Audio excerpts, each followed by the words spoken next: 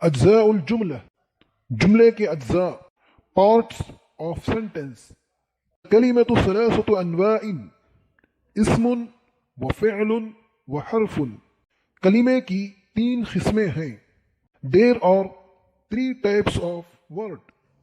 فالاسم كل لفظ يسمى به إنسان أو حيوان أو نبات أو جماد أو أي شيء آخر. اسم ہر وہ لفظ جو انسان یا حیوان یا نباتات یا جمادات یا کوئی دوسری چیز کے لیے رکھ دیا جائے.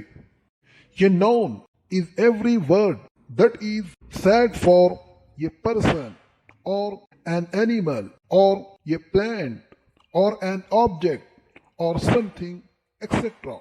والفعل كل لفظ يدل على حصول عمل في زمن خاص.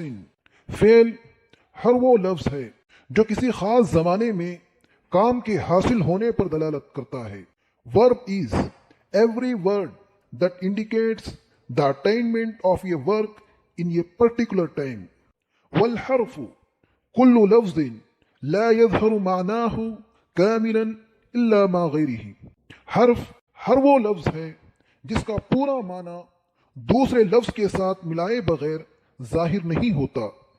یہ letter is every word whose full meaning does not appear without being combined with another word.